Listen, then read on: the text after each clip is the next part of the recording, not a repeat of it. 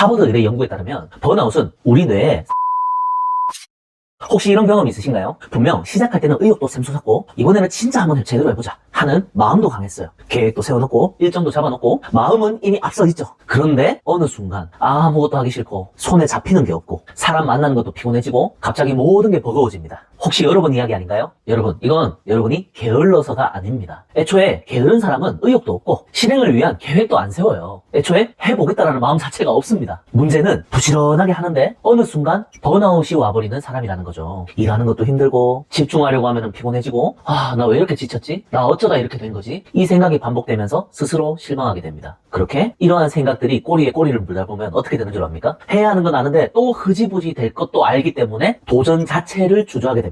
이른바 번아웃 악순환이 시작되는 거죠. 혹시 이거 여러분 이야기 아닌가요? 만약 그렇다면 오늘 이 영상만 본다면 그 번아웃에 이르는 악순환의 패턴, 그것은 영원히 여러분들의 인생에서 사라질 겁니다. 안 보면 후회하실 거예요. 그러니 끝까지 영상 보십시오.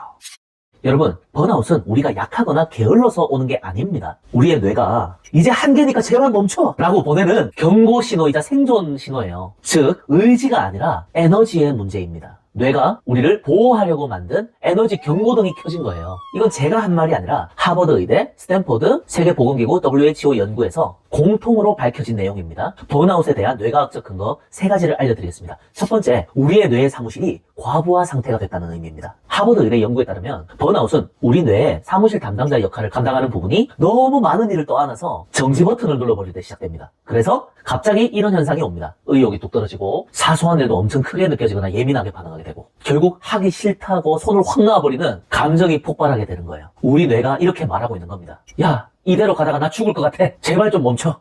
라고 SOS 요청하고 있는 겁니다. 두 번째, 동기 스위치가 꺼진 상태입니다. 스탠퍼드 연구에 따르면 번아웃이 오면 뇌에서 나오는 의욕 스위치가 꺼져서 무언가 하고 싶은 마음이 안 듭니다. 즉, 이건 성격 문제가 아니라 동기 버튼이 꺼져 있는 상태라는 거예요. 그래서 원래 열정적이었던 사람도 이렇게 됩니다.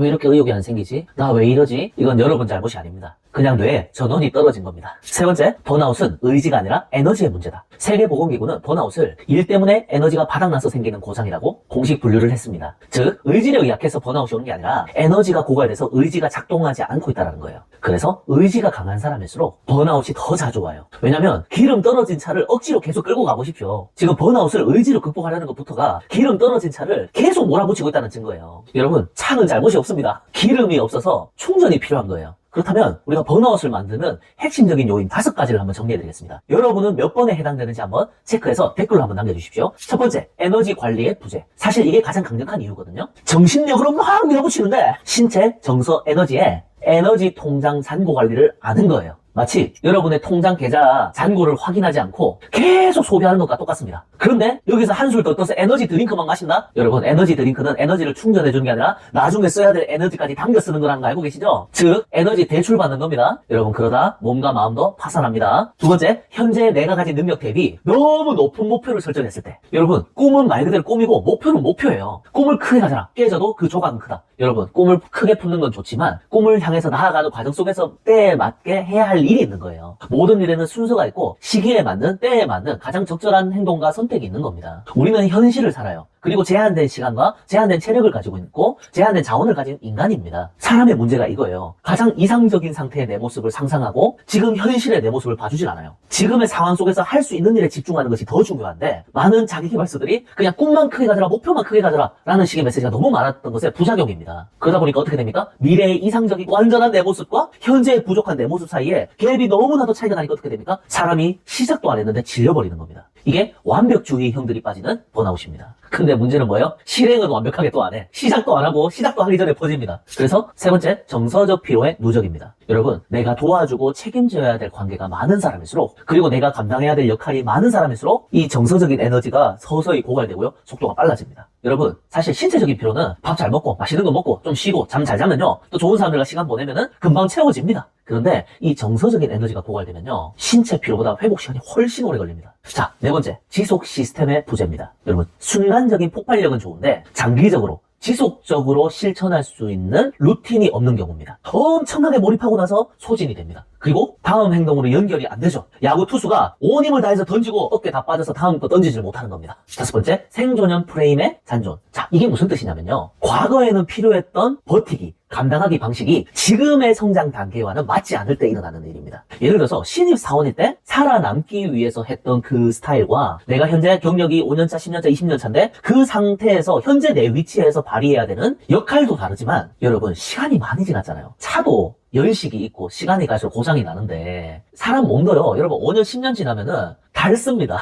그때는 악으로 깡으로 태력으로 밀어붙일 수 있었지만 여러분 시간이 지남에 따라서 우리의 체력도 점점 약해질 수밖에 없죠. 그리고 과거에 처리했던 밀어붙이기식 방식이 현재 내 직급에서 현재 내 위치와 경력에서 접목해서는 안 되는 방식을 여전히 고수하고 있다는 거예요. 시스템적으로 일을 처리해야 되는데 여전히 막무가내로 밀어붙이게 하고 있다는 거죠. 다시 말해 일하는 방식을 바꾸지 않았습니다. 자, 여러분 이 5가지 중에서 여러분들은 어디에 해당되시나요? 그래서 제가 수많은 하이퍼포머들을 코칭하면서 실제로 저 또한 적용하고 있고 효과가 좋았던 루틴들을 소개합니다. 첫 번째, 아침, 점심, 저녁 여러분들의 에너지를 체크하세요. 여러분 이거 차에 비유하면 굉장히 이해가 쉽거든요. 평소처럼 시동 걸었는데 평소와 같을 때가 있고 평소와 뭔가 다를 때가 있어요. 차가 좀 이상하다 싶으면 얼른 카센터 가야 되잖아요. 똑같습니다. 내가 아침에 일어났는데 평소랑 똑같다, 다를 게 없다. 그러면 똑같이 일상생활 하면 됩니다. 그런데 내가 오늘 뭔가 몸이 으스스하고 몸이 좀 피곤하다 싶으면요, 미루지 말고 빨리 병원 가세요. 간혹 가다 보면요, 아픈 거 참는 거 여러분 그거 자랑 아닙니다. 아프면요 빨리 가야 되는 거예요. 축구 선수도 태클 당하거나 넘어졌을 때 있잖아요, 들것에 실려가잖아요. 그 엄살이 아니고 아프면은 그때그때 치료하지 않으면 큰 병 됩니다. 그래서 아침에는 우리가 차를 딱 탔을 때 연료는 충분한지 엔진은 제대로 작동하는지 체크해야 되는 거예요. 마찬가지로 여러분들이 아침에 딱 일어났을 때 그 상태를 체크해보세요.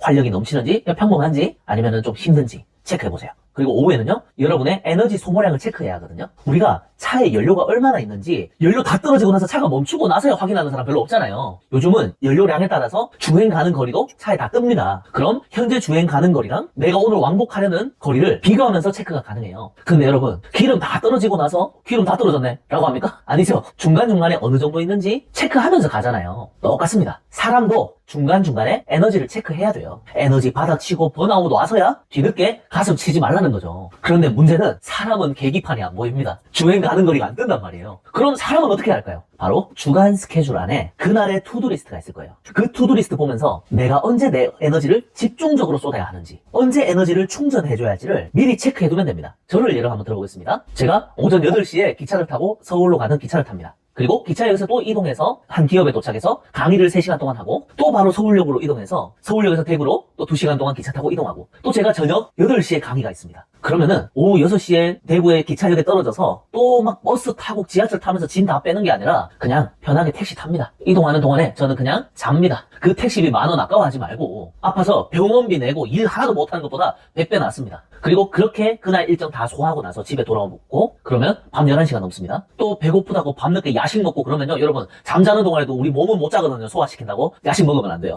그러면 자도 잔 게 아니고 더 피곤합니다. 다음날 간단하게 삶은 달걀 한두 개 정도 아니면 쉐이크 한 잔 마시고 자는 겁니다. 그리고 다음날 너무 이른 시간에 미팅을 잡지 않습니다. 그러니까 이거 보니까 어떻습니까? 2-3시간 정도 몰입의 시간을 가졌으면 그 후에 30분이라도 쉬는 시간을 가져야 해요. 아무것도 안 하는 시간 말이에요. 저는 매일 이걸 루틴처럼 반복합니다. 마치 운동 좋아하시는 분들 인터벌 트레이닝이라고 들어보셨나요? 실제로 육상 선수들이 진행하는 거죠. 전력 질주해서 달리고 천천히 걷기를 반복하는 거잖아요. 이렇게 평소에 중간중간에 쉼을 의도적으로 넣어주셔야 됩니다. 세 번째 루틴은 밤입니다. 그런데 앞서 말한 쉼은 완전한 쉼은 아니에요. 러닝머신에서 천천히 걷는 것보다 그냥 러닝머신에서 내려오는 게 쉬는 거잖아요. 누워야 진짜 쉬는 거죠. 일주일이나 2주일에 한 번씩은 저는 스포츠 마사지를 받습니다. 아니면은 온열 찜질 같은 걸 하든지요. 평소에는 퇴근 후에 집에서 자기 전에 발 마사지기에 발을 넣고 시집 읽으면서 한 15분 정도 앉아있다가 딱 잠자러 갑니다. 몸을 이완시켜주는 것을 의도적으로 넣으셔야 해요. 왜냐면 번아웃이 오시는 분들은요, 늘 몸이 긴장 상태고요, 수축만 하니까 온몸이 뻐근해요. 특히 소위 말하는 뒷골 있죠, 뒤통수 쪽, 목 뒤편이 굉장히 아프실 거예요. 여러분 그거 방치하면요 아프고 쏘신 곳이 점점 늘어날 겁니다. 여러분 우리가 건강한 삶을 위해서는요, 수축과 이완이 한 세트가 돼야 합니다. 여러분의 몸을 완전히 이완시켜주는 시간을 일주일에 한 번씩은 넣어주세요. 자, 두 번째, 성과를 만드는 핵심 행동에만 집중하라. 네, 여러분 무의미한 DM이나 카톡, 문자 메시지, 답장, 칼답 안 하셔도 됩니다. 한 번에 하나씩만 하면 됩니다. 제가 이렇게 상담을 하거나 코칭을 하다 보면요, 또 교육을 하다 보면 늘 폰을 있잖아요. 손에서 놓지 않는 분들이 있어요. 계속 진동에 올리시는 분들이 있어요.